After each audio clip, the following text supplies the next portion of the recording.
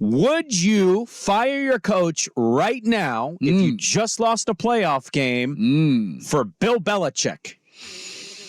Should the Buffalo Bills fire Sean McDermott for Bill Belichick? Yes, they should. I would do it. I would do it if I was Dallas, and I would do it if I was Philadelphia. I would do it if I was all three. That's the coach you want? I'm not necessarily saying he's the top of my board, but would I take him over? Oh, who's above Bill Belichick for Buffalo, in your opinion? Jim Harbaugh. I think you have Harbaugh ahead of Bill Belichick? Just because he's younger and there's a longer window there. I don't know how many more years Belichick is going to coach, and I don't know how long Jim Harbaugh is going to stick around because he doesn't last very long in NFL jobs, albeit only one. He did last for a while at Michigan. But the age factor there, the offensive factor, I would give the slight nod to Jim Harbaugh. I know that's slightly disrespectful to the greatest coach of all time.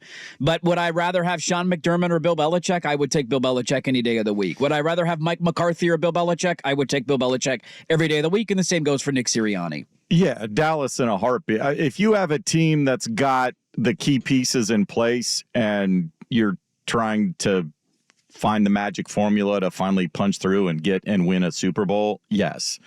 If you are in the Chargers boat or the Titans boat, no, because it's a longer haul.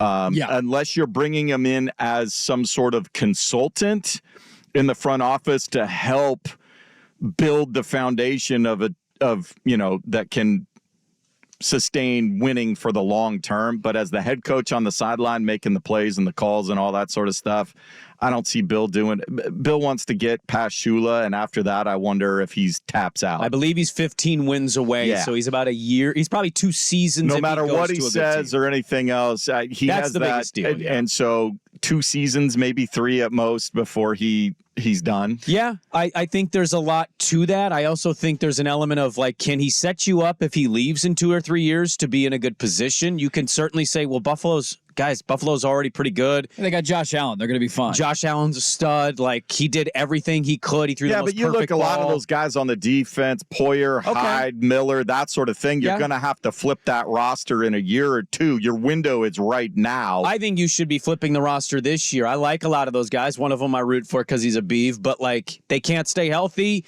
and they can't seemingly get the stop when they need to get the stop. Now, you guys have both said yes to this. Now, let me throw you in your hellscape. You've hired Bill Belichick instead of having Sean McDermott. Congratulations. I think a lot of people agree with that. Your offensive coordinator is Josh McDaniels, and your DC is Matt Patricia. We might have still in? issues. We still in on this party? Or this is a pants party or no pants party? Here's what I would say. I would say that formula as coordinators with Bill pulling the strings was pretty successful. When was the last time it was successful? When they had Tom Brady. What was it post Tom? I mean, I think this is a fair thing to be wondering out loud. Matt Patricia quite literally fell on his face as the DC, the interim DC for the Eagles this year. Well, that whole thing was handled terribly. And I have it certainly was. I have zero evidence that Josh McDaniels is actually a good offensive coordinator. Because without Tom Brady, his offenses ain't doing a whole lot. Sure, I don't disagree with those points. You're getting Josh Allen. Not that he's Tom Brady, but he certainly has all the tools. But would you rather have Josh McDaniels or Joe Brady? Like, I think there's a lot more to this Bill Belichick stuff. No, there is. It's Bill Belichick. Okay, but the report said yesterday, and Atlanta might be the favorite for this because reportedly he wants kind of a rebuild, which, dude, you're old. What are you doing? I don't get that. That he's going to bring those coordinators with him. Like, take it or leave it. Shove it if you're not going to let those guys be my coaches. Well, it should be noted, too, that he might not have a choice in a rebuild, right? Like, Dallas is not firing McCarthy. That's been announced. Sirianni's coming back to Philadelphia. It sounds like that's a done deal. I would be pretty surprised if McDermott got fired in Buffalo. Maybe it happens and catches us off guard, but I don't see that coming. Here's the other element of all this coaching nonsense, right? Because I can hear people, but, like, these are important hires for so many organizations. Another report came out this weekend before their game was played that this might be the last season for Andy Reid. Yeah. And if there's any situation you want to dive right into, that's the one. That is definitely numero uno. Yeah, here's what I would say, though, about, like, I look at Dallas and I look at Buffalo. And Dallas is flawed offensively. They have a hard time running the football. I see your point about some of their weapons. I think they're also flawed defensively. They got exposed. This is my point, though. Like, Bill Belichick, say whatever you want about him. New England's defense was good this year. He just can't find a quarterback. He's not been able to replace Tom Brady. Good luck doing that because it's not an easy thing to do. They had Cam Newton for a year. They brought in Mac Jones, made the playoffs his rookie year. In the last 2 years, it's been a dumpster fire. He's regressed. A lot of that falls on Bill because he's made bad coordinator hires. The one constant the last 3 years, though, has been their defense is still good. And it still finished very good this year. They were losing games like 6-0 at the end of the season. And so if I'm Dallas and I say, all right, I got Dak. The offensive line is a little overrated, but it's fine. I'm okay on my weapons. We got a good young tight end now in Ferguson. Like, sure, we could use some tweaking there. The reason we lost that playoff game is as much fun as it is to make fun of Dak Prescott for throwing picks again. They couldn't get a stop to save their lives. They gave up nearly 50 points at home to the Green Bay Packers. That's embarrassing. Buffalo's problem largely the last couple of years. They gave up 41 because Dak gave 7 to Green Bay with a pick 6. Very true. Buffalo's problem, I would look at and say it's not. I mean, sure, you can tweak the offense. Josh Allen isn't the issue there. As dumb as some of the talking heads and the hot takes are in the last 72 hours. Threw a perfect football in piss poor weather, 70 yards perfectly to Diggs. Well, and it's not a Josh. That is a ridiculous. Any idiot nationally or can't win the big one. Like, get out of here. Win the big one. You would take Josh Allen over. What? 99% of quarterbacks in the NFL. Right. He's in the conversation, sans like 3 people. And this is where the conversation drives me nuts. Patrick Mahomes is one of one. Nobody disagrees with that. He's the best quarterback in the NFL. Yeah.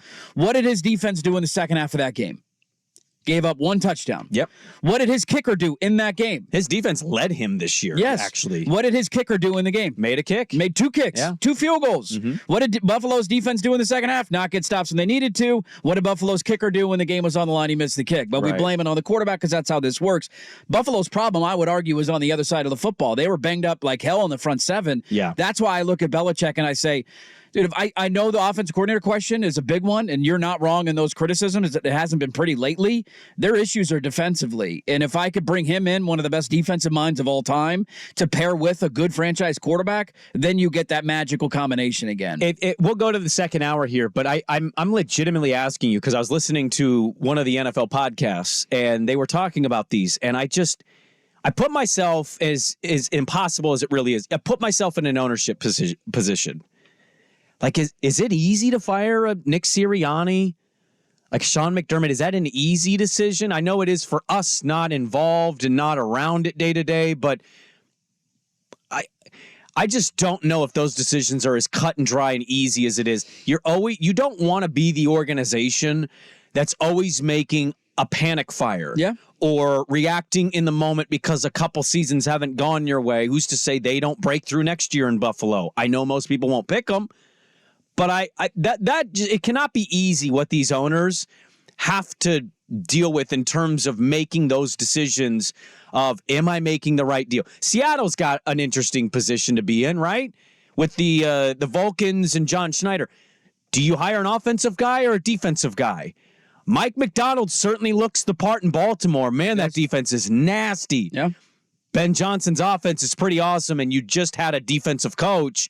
So do you want to mix it up a little bit, go with Geno, pick a quarterback in the draft? Like, I can't fathom having to make these decisions. It's got to feel impossible at times. I think the one that you could reasonably do is Mike McCarthy. Like, him keeping his job to me is embarrassing. That's 3 straight years of 12 wins, and you haven't been to an NFC title game. I don't disagree with your take. Like, that's the one where it's just like, really, like, you're keeping him? His culture hasn't really done anything to me to be like, well, culture's important here. You got skill guys everywhere. You can go get an offensive mind or a defensive guy and change, whatever is ailing the Cowboys. Dude, they feast on a bad division, and they were embarrassed at home by a team who almost didn't make the playoffs. Yeah. That's not a good look. McDermott, say what you want about the 9/11 stuff. His team played great late in the season. Like that is such a sentence. They were revived late in the year. They went on a great winning streak. They made it to the playoffs, and you thought, okay, here comes Buffalo again. And they were a field goal away from tying that game. Maybe they go on to win if Diggs I could make an argument for Buffalo. You're that close. For Nick Sirianni, I think he's a bit of a tool, and I didn't like the way that he reacted after certain wins this year, and his team absolutely crumbled. The argument there is they were in the Super Bowl last year. Don't make a panic move. The McCarthy one doesn't make any sense to anybody, whether you're a Cowboy fan or not.